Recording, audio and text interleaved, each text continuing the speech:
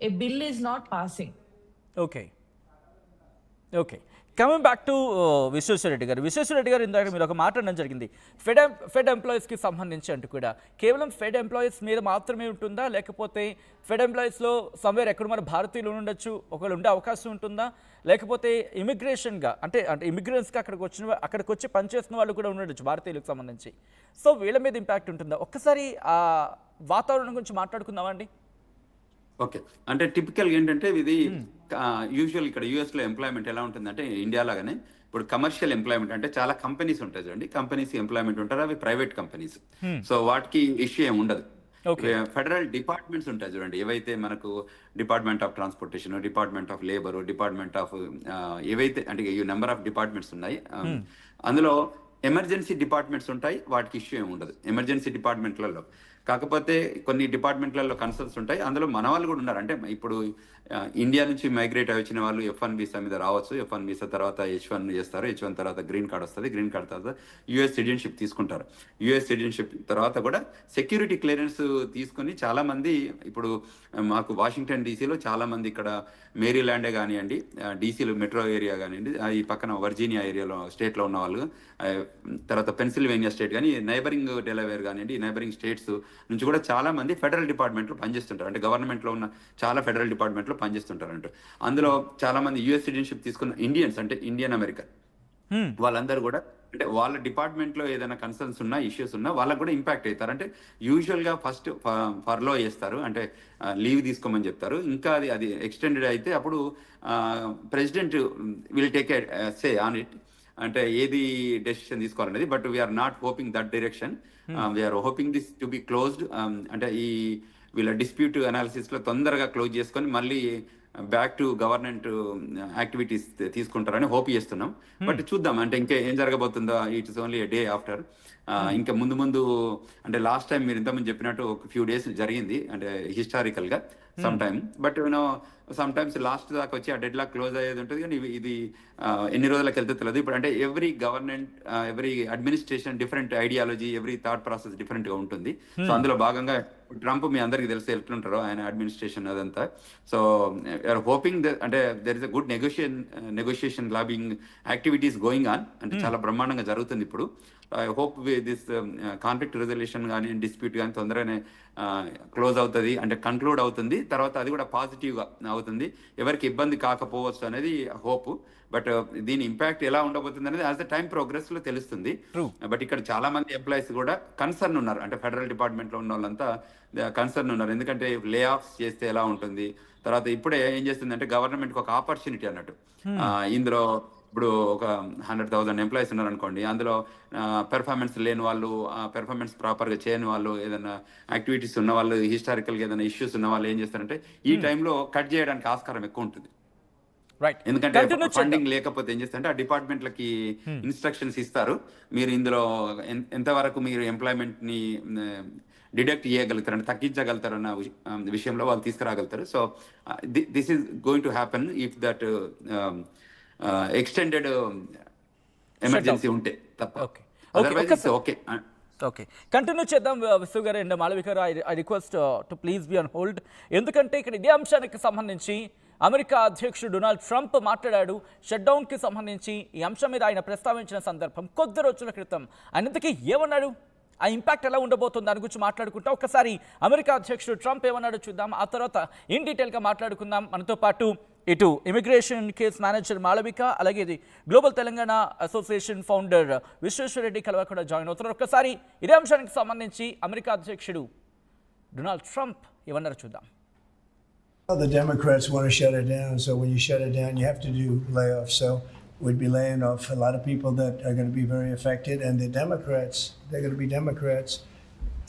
As you know, this country, no country can afford to pay for illegal immigration, health care for everybody that comes into the country, and that's what they're insisting. And obviously I have an obligation to not accept that. That would affect everybody. You know, when I see what we're doing with AI and all the plants that are opening up in the country, $17 trillion is coming. And if you compare that to Biden had, in 4 years, less than $1 trillion. We have 17 trillion, more than that. I think it's going to be much more than that, David, by the end of this year. I think it's going to be far over that. It's a record. It's already a record in 8 months. It's a record by a lot. And so we're doing well as a country. So the last thing we want to do is shut it down. But a lot of good can come down from shutdowns. We can get rid of a lot of things that we didn't want. And they'd be Democrat things, but they want open borders. They want men playing in women's sports. They want transgender for everybody. They never stop. They don't learn. We won an election in a landslide. They just don't learn. So we have no choice. I have to do that for the country. Right, అది America అధ్యక్షుడు Donald Trump అంటోంది. ఈ నేపథ్యంలో ఎటువంటి impact చూపించబోతోంది? చాలా మందికి చాలా రకాల క్వశ్చన్స్ ఉండొచ్చు. ఆ క్వశ్చన్స్ గురించి వాటి సొల్యూషన్ ఏంటి మాట్లాడుకునే ప్రయత్నం చేద్దాం. అండ్ మీరు మీ డౌట్స్ని కావచ్చు, లేకపోతే మీ ప్రశ్నలు కావచ్చు, మీ అనుమానాలు కావచ్చు, ఏమైనా కమెంట్ బాక్స్లో మెన్షన్ చేసే ప్రయత్నం చేయండి. సో దట్ వాటిని మన ఎక్స్పర్ట్స్ ముందు ఉంచే ప్రయత్నం చేద్దాం. వాటికి సంబంధించి ఉన్న సొల్యూషన్ ఏంటి, లేకపోతే ఉన్న మార్గాలు ఏంటి, వీటి గురించి మాట్లాడుకునే ప్రయత్నం చేద్దాం. Going to Malavika Nanduvelugu. మాలవిక నందువెలుగు, ఇక్కడ ఇమిగ్రేషన్ గురించి మాట్లాడిన సందర్భం అమెరికా అధ్యక్షుడు డొనాల్డ్ ట్రంప్కి సంబంధించి. సో ఇక్కడ యాజ్ అన్ ఇమిగ్రేషన్ కేస్ మేనేజర్గా ప్రస్తుతం వీసాల విషయంలో ఎటువంటి కేసెస్ మీరు ఇప్పుడు ఎదుర్కోవడం జరుగుతోంది, ఎటువంటి కేసెస్ వస్తున్నాయి, అండ్ వీటికి సంబంధించి భారతీయుల నుంచి ఎటువంటి కేసెస్, ఎక్కువ కేసెస్ ఏ విషయానికి సంబంధించి వస్తున్నాయి, వాటిని ఆ రిజల్యూషన్ కావచ్చు, లేకపోతే వాటికి ఉన్న మార్గాల గురించి ఎటువంటి డైరెక్షన్స్ ఇవ్వడం జరుగుతోంది? సో బేసికల్‌గా ఒక్క డౌట్ అందరికి వచ్చింది ఏంటంటే, గవర్నమెంట్ షట్ డౌన్ అంటే అన్ని ఏజెన్సీస్ క్లోజ్ చేస్తారు కదా! మరి యుఎస్ కౌన్సిలేట్ ఇండియాలో ఉంది. వాళ్ళు వీసాలు ఇష్యూ చేస్తారా లేదా అనే క్వెషన్ ఎక్కువ అందరు అడుగుతున్నారు. కౌన్సిలర్ ప్రాసెస్‌లో స్టాంపింగ్‌కి వెళ్ళే వాళ్ళు, ఇంటర్వ్యూకి వెళ్ళే వాళ్ళకి ఏ రకమైన ప్రాబ్లం ఏమీ ఉండదు. మీరు షెడ్యూల్ చేసుకున్న టైంకి వెళ్ళొచ్చు. ఇంటర్వ్యూ సజావుగానే జరుగుతుంది. అక్కడ ఏ ప్రాసెస్ అన్నది ఆపలేదు వాళ్ళు.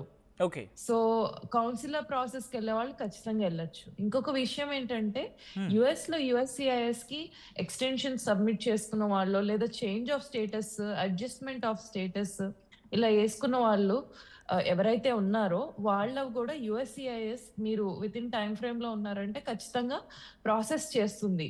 ఎటువంటి డిలే అక్కడ కూడా ఎక్స్పెక్ట్ చేయాల్సిన అవసరం లేదు.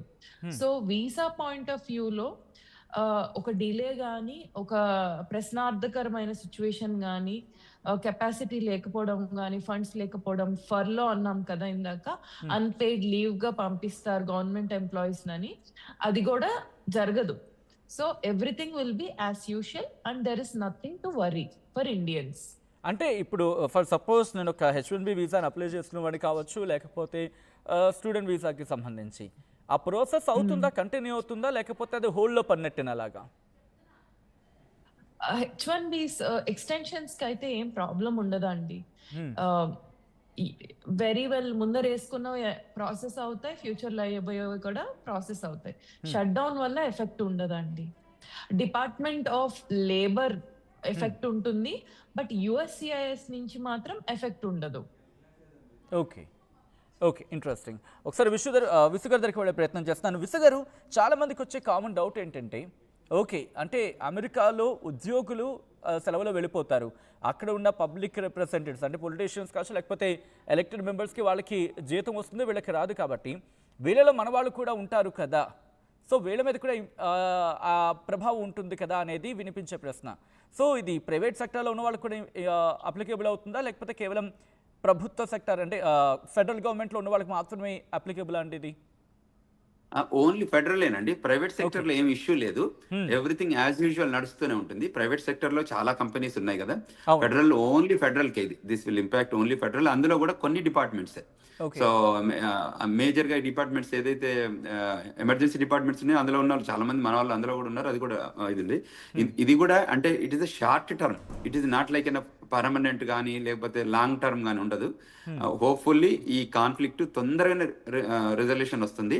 సో ఎందుకంటే వాషింగ్టన్ డీసీలో చాలా మంది ఉంటారు. చాలా మంది దీన్ని ఏ రకంగా అడ్రస్ చేయాలి. ఇప్పుడు ఇట్ ఈస్ నెగోషియేషన్ టెక్నిక్ అండి. ఈ టైంలోనే డెమోక్రటిక్ పార్టీ వాళ్ళు ఏం చేస్తారు, రిపబ్లికన్ పార్టీ సైడ్ వాళ్ళతోని కూర్చొని మాట్లాడుకుంటారు.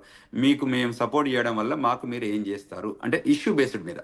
అంటే ఏదైతే ఎవ్రీథింగ్ ఇప్పుడు even if it is democratic party or Republican party ఏదైనా అందరి ఇంట్రెస్ట్ ఏంటంటే పబ్లిక్ పాలసీలో పబ్లిక్ ఇంట్రెస్ట్ అంటే ప్రజలకు ఏ రకమైన ఉపయోగపడుతుంది అన్న దానిపైన ఉంటుంది.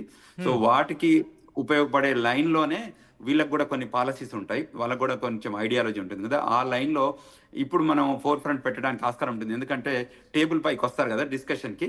సో నెగోషియేషన్లో మనం కొన్ని లైన్ ఐటమ్స్ ఉంటాయి, వాళ్ళు దాని మీద డిస్కస్ చేసి మీరు దానికి మేము ఓటేస్తాము మీరు అనుకున్న ఈ ఫండింగ్కి, కానీ మాకు ఇవి కంప్లీట్ అయ్యేటట్టు చూడండి, ఈ లైన్లో మనం కలిసి పనిచేద్దాం అన్నదానికి ముందుకు వస్తారు.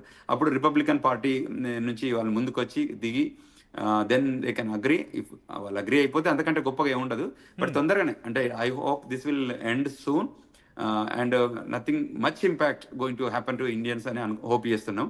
అంటే ఏదైనా ఉన్నా కూడా అంటే ఆల్టర్నేటివ్ కూడా చూస్తుంటారు మన వాళ్ళు, బట్ ఇప్పటివరకు అయితే ఇమీడియట్గా థ్రెట్ వచ్చింది రేపెల్లు ఉన్నది ఏం లేదు. Hopefully this will be resolved in 1 or 2 days అని అనుకుంటున్నాం, but we don't know exactly. But ఓవరాల్గానైతే చాలా మంది ఇండియన్స్ ఉన్నారు ఇక్కడ ఫెడరల్ ఎంప్లాయీస్.